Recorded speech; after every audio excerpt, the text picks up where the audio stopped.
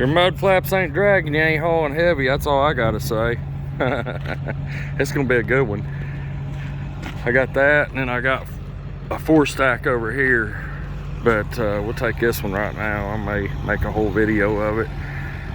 So on the forklift, one bundle of those is 6,000 pounds. So there's 12,000, and then the top one was 2,400, I think. So you can do the math on that. That's on the trailer. Trailer weighs 4,500, so you got, you know, add it up. But this stack over here is gonna be heavier. Probably should have made a video of it. So I got this big stack. Those are 36 inches wide. That one alone weighs 6,800, or no, 5,800.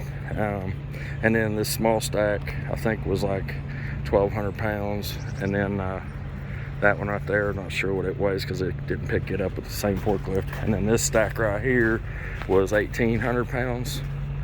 I think is what they said. I have to ask them again. Or no, it was 1,000 pounds. This tag right there, 1,000 pounds. So yeah, we'll see what happens. I'm gonna go down here to the tire shop and have them try to put air in them back tires.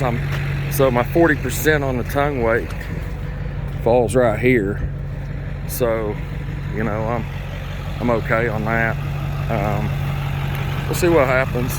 I don't have any air in the load bags. I'll put these things back. But the thing is these don't have any real, where these are going to Marathon, they don't have no big heavy, they don't have no scales, and then there's no big hills. So we'll see what kind of video it makes. Say hello. Where's Jax, buddy? Say hi, Jax. Right here, buddy. Say hi. It's YouTube, bub. He's got this truck a mess. We work at it. We're doing solar, you know, always do solar too. And I got my paperwork, so let's see. Trailer brakes adjusted up. Hang on a second. So I got the piece made for this. Just got to get it put in. I'm gonna try to do that today. And my new Bilstein shocks. Oh, well, let me show you something real quick. Well, it's got a load on it, but let me show you something real quick. So I put the new 3-inch or 1 to 2 inch leveling springs on it, new leaf springs on the front. Took me 14 hours, as you can see. So it actually sets up higher in the front, but when I add air to the load bags, it sets level and it rides unbelievably so good. So if you look at this, I gotta put the new socks on. Everything's new under the front now. I got a new track bar on there, adjustable track bar, and yeah, I've got everything done to it. Oh, I have a new, one other new part that goes on the front. It's back here, comes from Ford today. I picked it up right there. That's the adjustable tie rod in. It has a tie rod in on one end. It goes,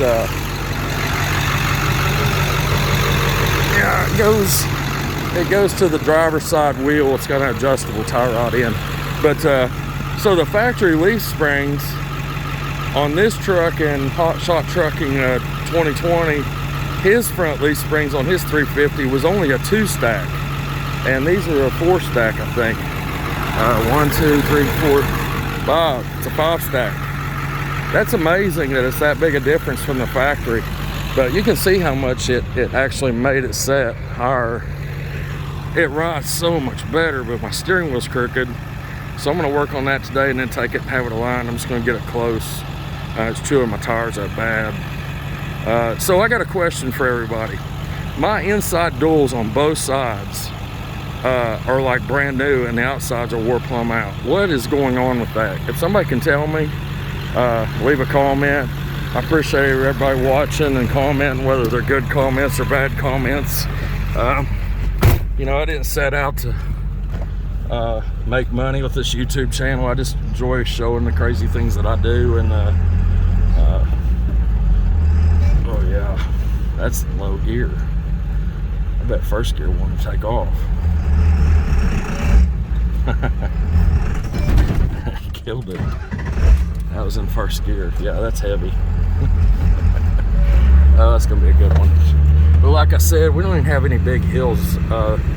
it's all flat really. There's one little slope, or there's two slopes, but they're not big hills. One of them's gravel. It may like spin some, but you know, other than that, it's not going to be a real fun video. I am going to make a video of not having a trailer on here and running it kind of hard, you know, just getting on it, show you what kind of performance it puts out, numbers. I'm gonna have my girlfriend video for me. I still haven't got all them SD cards. I can't figure out how to do that on a computer. I tried putting in an SD card reader. I just can't. I'm not real savvy with all that that crap with the social media or internet or whatever, computer stuff, you know. I'm just not good with it. But I'll get that stuff to somebody and have them take care of it. So let me pause it and we'll get in here and get some air. And then I will make a video of pulling out of here and talk to you about what happened when I was pulling my camper on the way home.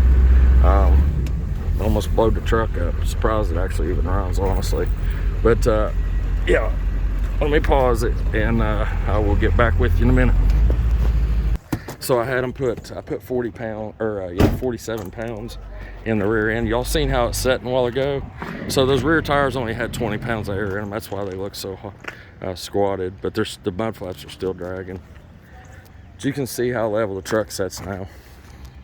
So we're good to go. That is, get on the road. We'll run this load up there and be on our way. That check engine light's a bad ICP. I do that every time. You can hear that trailer. It's got a load on it. Listen to that. So, you know, good comments, bad comments, I don't care what you leave. I like the good comments, but I'll share the love even with the bad ones. I ain't gonna talk bad or argue with you or whatever. You're probably in the right on some of it, probably in the wrong on some of it. Doesn't matter to me. I'll give you love with it either way. But so that being said, was I distracted that day driving? Man, no, not really. Did I haul heavy with the brakes not adjusted correctly? Yes, I did do that. Did I roll through a couple yellow to red lights? I don't know. It's kind of iffy on that one. Maybe one or two. I'm not really sure. That's incriminating stuff there, so I won't say anything else with that. This guy's got a big front flat tire. Boy, he got lucky on that. He wasn't driving. That's my buddy owns that.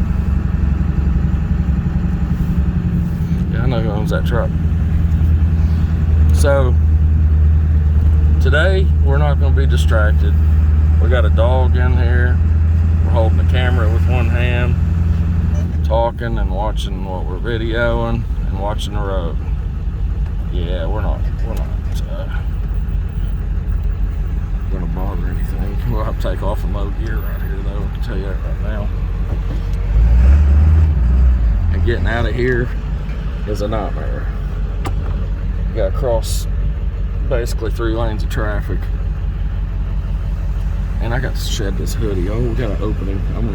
Those people pulled out of the dope house or the Suboxone clinic up there. I should have just cut in front of them, honestly, but I won't. If that's what gets you straight, that's what gets you straight. Hang on, buddy. But they say it don't make you high, but I got a friend that swears up and down. He said every time he takes it, he gets high off of it.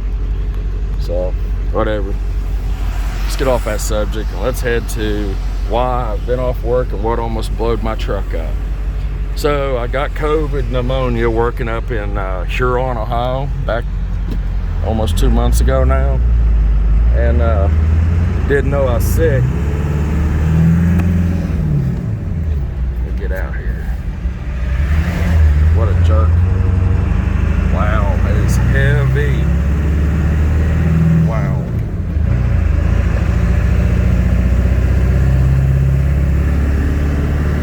Watch the smoke.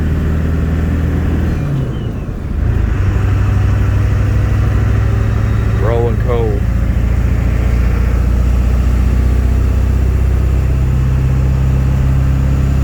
Might be a little bit of exciting video. But yeah, so what happened was I got COVID pneumonia in my lungs and didn't know it, and I was really sick. Got put in the COVID unit at the hospital and spent some time there before I checked myself out. That's a whole nother story. It's all about money with that COVID crap. I had just plain pneumonia, but they wouldn't test me for that. I mean, I know for a fact I did, but whatever. I've never had pneumonia or the flu or stomach virus or anything. I don't get sick, but what got me sick up there is running around up there with lighter clothes than everybody else. Like, I didn't have a bunch of heavy, clothing on.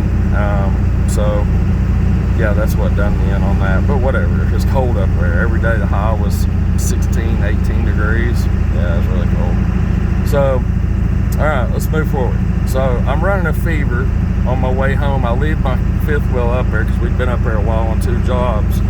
And I leave it up there. And I know when I get home, I almost died at the farm feeding cattle.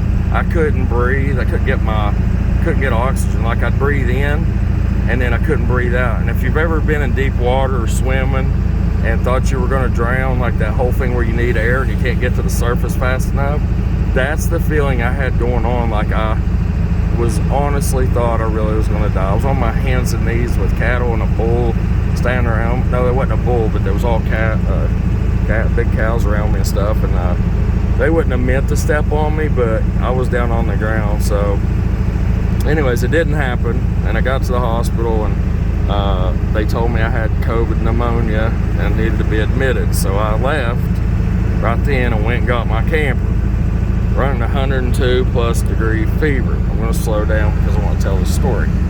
So anyways, oh man, I gotta call this place up here and tell them to come up here. So I'm gonna have to pull off up here and tell this story, and then I'll have to, well, hell, I'll just pause it and get the gate guy to call him. Okay, so I go up there to get the camper. I'm delirious. I mean, when I came home, when I first come home, when I found out, the day before I went to the farm, 3 days before, I'd come in from out of town, and I laid down and I slept for 2.5 days, almost complete. I slept 24 hours and didn't get up, pee, or drink any liquids. That's how tired I was. It was just, man, that pneumonia was just killing me. I mean, like, it was just unbelievable how tired I was. So, all that being said, I know that I'm going to be in the hospital a while, so I'm like, I got to go get my camper. I'm not going to pay for that two lot sites that long, so I go up there, I hook onto it, and head back home.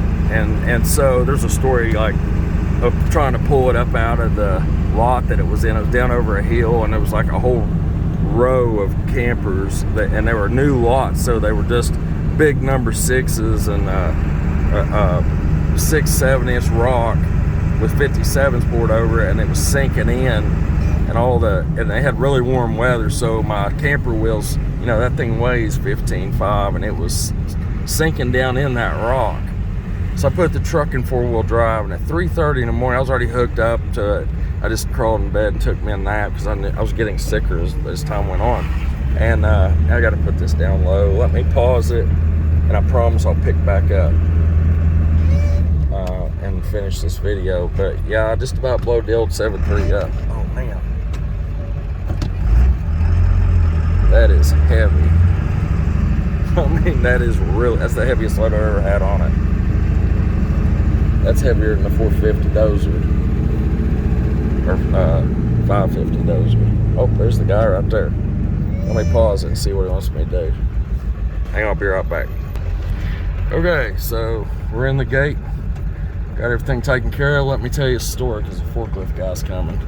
So I go to get my camper, and I got a fever and I'm just delirious. I'm going to pull it out of that lot at 3:30 in the morning. You want to talk about reaming its guts out. I was hard on it and trying to pull uphill. Everybody in that campground had to have been awake and heard me leaving because I broke the driver's side lockout, shattered it. It actually split and come out in pieces when the front end hit the blacktop.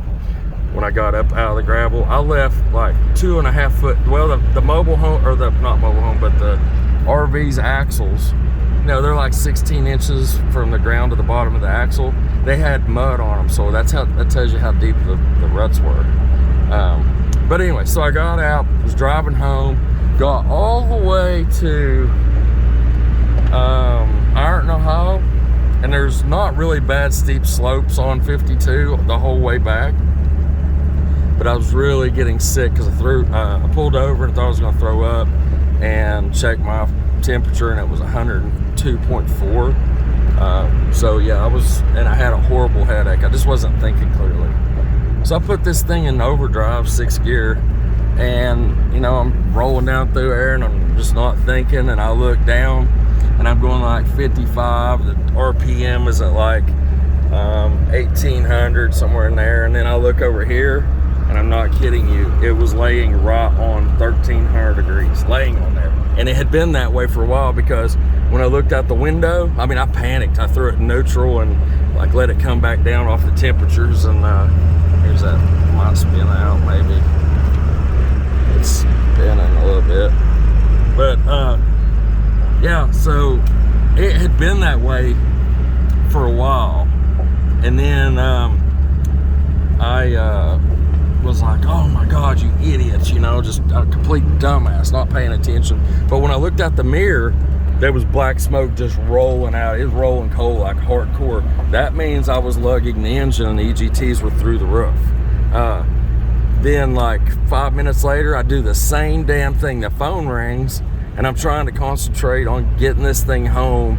And everybody's like, you need to go to the hospital, man. You're in bad shape, you gotta go. Because even me talking, I couldn't do what I'm doing right now. I was completely out of air, like oxygen. It was unreal. I mean, like, I don't know if any of y'all have been through that, but that was a tough thing to grasp, that you may. I actually thought I was gonna die, and I made peace with God and accepted that I've had a good life and everything, and didn't meet a lot of goals that I wanted, you know, but that I may die, and I was okay with it. I actually was, like, you know, I really, really, truly thought I was gonna die.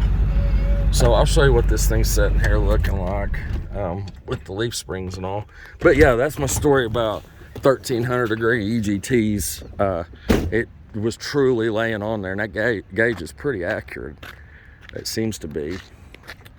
So there's the new leaf springs, and you can see how tall it is. So to me, I'm 5'10", and if you see, like, so it's up to the bottom of my armpit, you know. But yeah. So anyways, thanks for watching, and here comes that forklift going out here, really. But hey, subscribe and leave a comment, and I don't care if good or bad. I'll give you some love and coach you on the way. See ya.